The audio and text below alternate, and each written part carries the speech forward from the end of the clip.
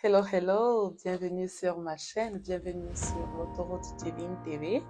Alors, je me présente, je suis Pradel et sur ma chaîne, nous parlons de développement personnel et surtout de croissance spirituelle. Alors, aujourd'hui, j'aimerais aborder un sujet vraiment qui me tient à cœur. Et ouais, ça va un peu piquer, hein. Ça va un peu piquer, mais c'est nécessaire de faire cette vidéo. Alors, nous parlerons du sujet, es-tu vraiment un chrétien? Oui, es-tu vraiment un chrétien? Et pourquoi est-ce que tu le dis? Alors, la petite histoire, moi je vais parler un peu de moi, juste quelques minutes. Je me rappelle, il y a 2 ans, 2 ans et demi, oui, 2 ans et demi, j'avais toujours tendance à répondre à la question es-tu chrétienne en disant bon, je prie et je vais à l'église chaque dimanche, je communie et voilà, chaque fois que je veux manger, je prie. Quand j'ai un problème, je parle à Dieu et voilà, c'est tout. Pour moi, c'était ça, être chrétien, aller à l'église et prier.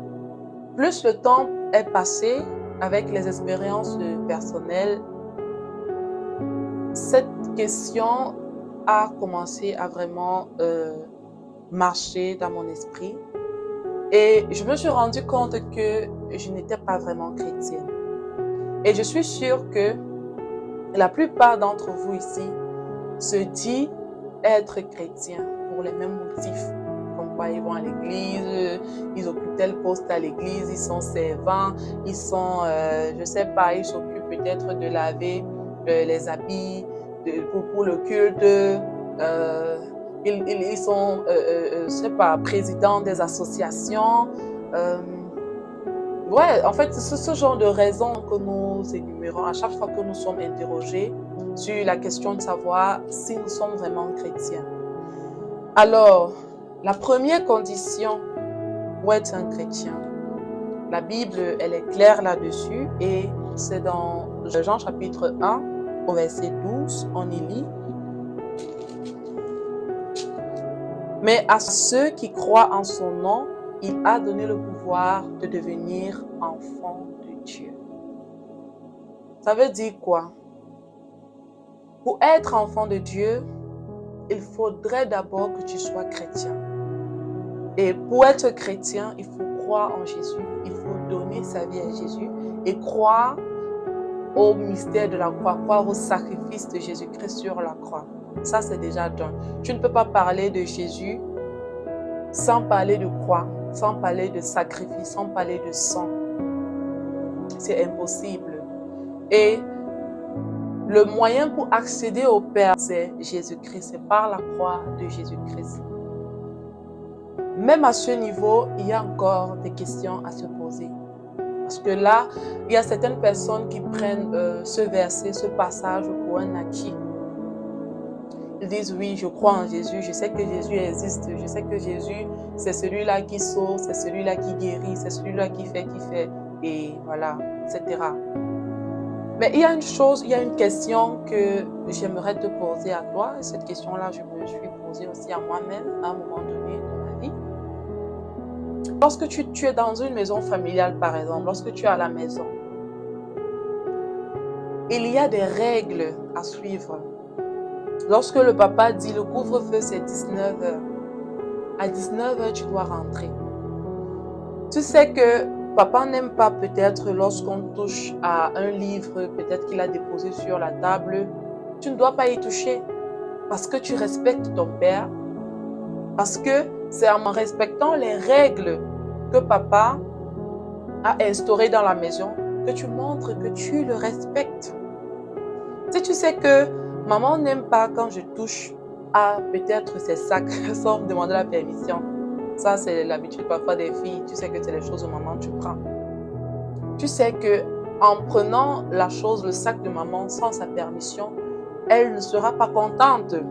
Ça va créer, je ne vais pas parler de dispute, maman ne peut pas se disputer avec toi, mais elle ne sera pas contente. Pourquoi toi, tu te dis être chrétien et tu penses que tu vas vivre ta vie comme bon te semble?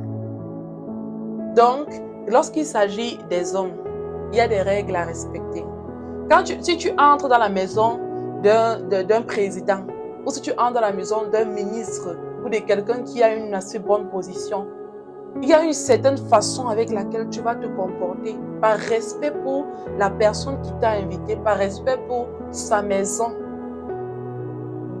De la même façon, en amitié, tu sais que j'ai une amie, elle n'aime pas quand peut-être je me comporte de telle façon, elle n'aime pas lorsque je lui crie dessus. Elle n'aime pas lorsque j'arrive en retard.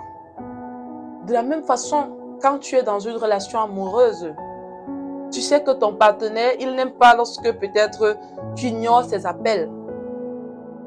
Il n'aime pas lorsque tu parles en élevant le ton.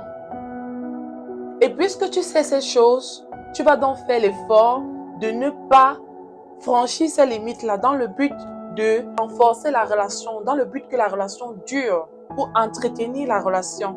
Vous voyez que chaque relation que nous entretenons avec des personnes, il y a des règles, il y a des choses auxquelles nous devons faire attention pour que ça marche. Parce que chaque personne est différente, chaque personne a sa mentalité et chaque personne a reçu une éducation différente.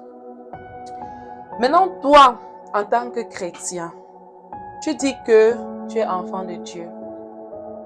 Tu dis que tu es chrétien, oui, d'après d'après ce qu'on lit dans Jean 1, verset 12, comme je l'ai lu tantôt.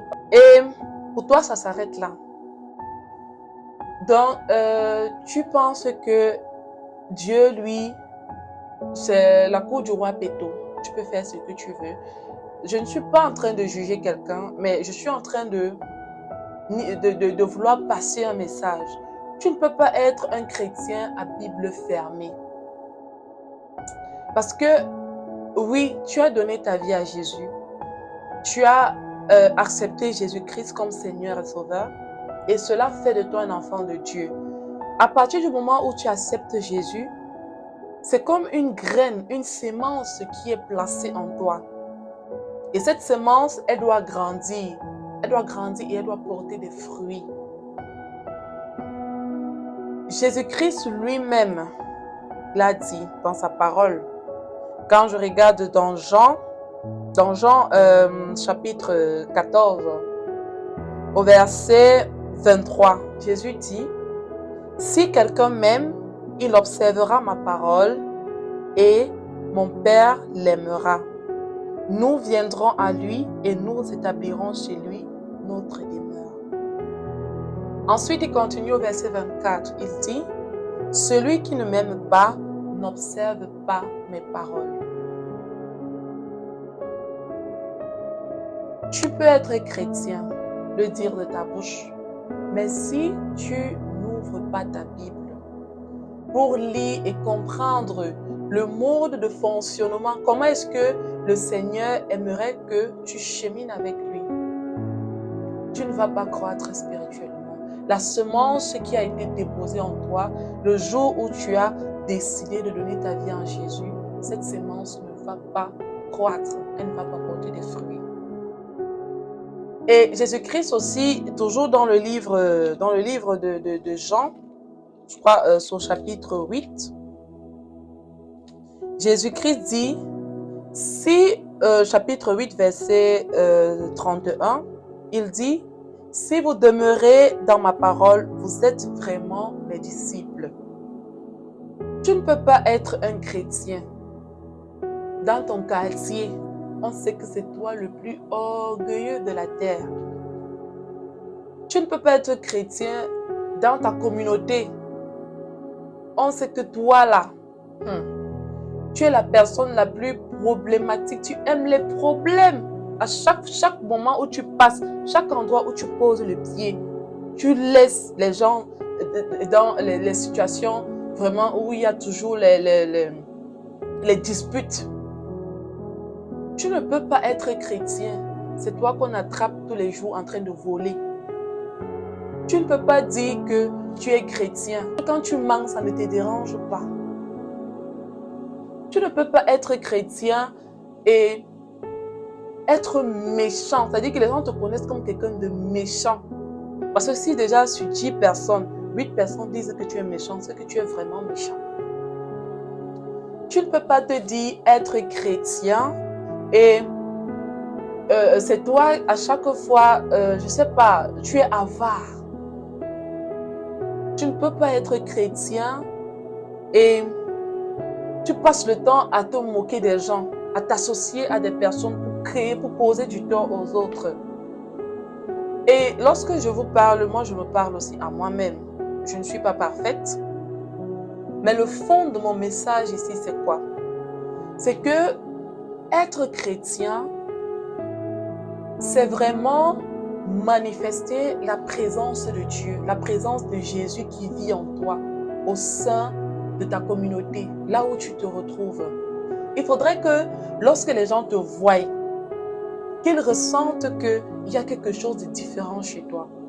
Il faudrait que lorsque tu ouvres la bouche pour parler, qu'on sente qu'il y a quelque chose de différent, que c'est un autre esprit qui est en train qui travaille dans tes pensées. Un chrétien doit être capable d'évangéliser même à travers son comportement. Nous sommes la bouche, les oreilles, les mains et les pieds de Jésus. Nous sommes les membres, c'est-à-dire que Jésus-Christ est là et nous formons ensemble un seul corps. Ça veut dire que toi, en tant que chrétien, tu dois apporter la lumière où tu te trouves. Là où, quand tu entres dans une pièce, ou lorsque tu te retrouves au sein d'une communauté, au milieu des personnes, on doit voir qu'il y a quelque chose de différent en toi.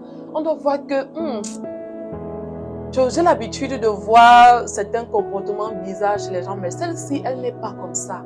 C'est-à-dire que tu n'as pas besoin d'ouvrir ta bouche pour dire aux gens, je suis chrétien. On voit, ça se voit par ton comportement. Ça se voit par ton comportement. Tu es chrétien, à quel niveau est-ce que tu places Dieu dans ta vie? Est-ce que Dieu fait partie de tes priorités? Est-ce que Dieu est en tête de ta liste?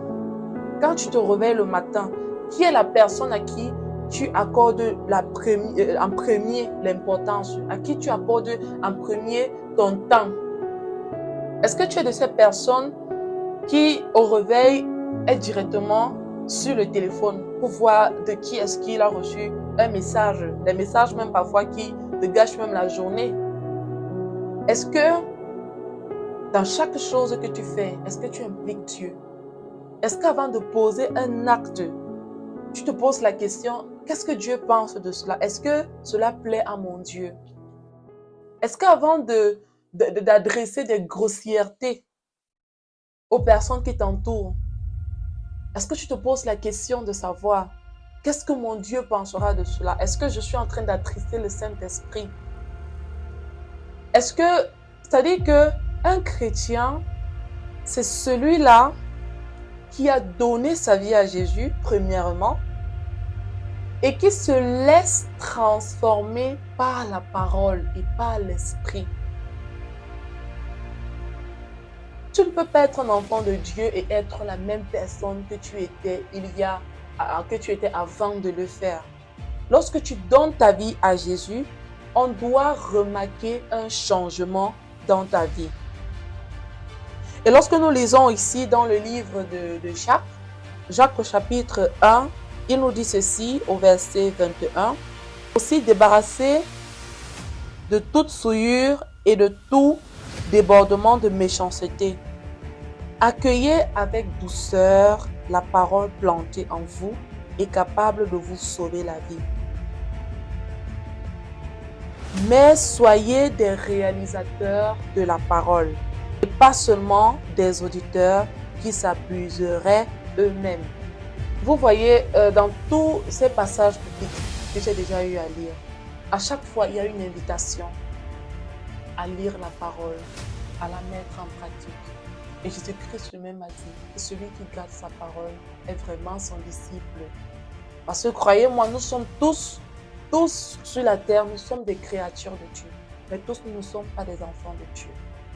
Être un enfant de Dieu, être chrétien, c'est donner sa vie à Jésus-Christ, être transformé par la parole. Et pour savoir comment est-ce que tu dois marcher, tu dois ouvrir ta Bible, tu dois lire la Bible et chercher la face de Dieu. Tu ne dois pas être à Bible fermée. Moi, j'étais ce genre de chrétien. J'étais ce genre de chrétien qui ne lisait pas la parole et qui clamait haut et fort, je suis chrétienne parce que je partais à l'église, j'ai servi à l'église, j'étais enfant de cœur pendant 7 ans, mais je n'avais pas de relation avec Dieu. Je n'avais même pas encore compris c'était quoi le sacrifice de Jésus-Christ de Nazareth. Je n'avais aucune idée de ce que ça signifiait. Et je rends grâce à Dieu qu'il se soit révélé en moi, qu'il m'ait montré ce côté-là, cette révélation-là que je ne connaissais pas et que j'ai pu comprendre par son Esprit Saint. Alors je t'invite, mon frère, ma soeur, sois différent, sois un témoignage de la présence de Dieu, de Jésus qui vit en toi, au milieu des personnes que tu te trouves. Sois cette lumière-là qui va éclairer lorsque plusieurs personnes seront dans l'obscurité. Sois la personne qui va faire la différence. Et marche dans la lumière, marche dans la foi, marche dans la parole. À chaque fois que tu veux que tu veux poser un acte, tu as reçu l'enseignement, tu as lu la Bible et tu sais ce que le Seigneur attend de toi. Et fais les efforts d'appliquer ce que le Seigneur Jésus-Christ te demande. Et c'est en ça que lui, il saura que tu l'aimes. J'espère vraiment de tout mon cœur que ce message est arrivé, du moins que vous l'avez reçu. Et je remercie le Seigneur, je rends grâce à Dieu, je lui rends gloire de m'avoir mis ces paroles en cœur pour vous. Et comme toujours, c'était Pradelle. Cherchons la vérité et qu'elle nous affranchisse. On se dit à la prochaine pour une nouvelle vidéo. Bye!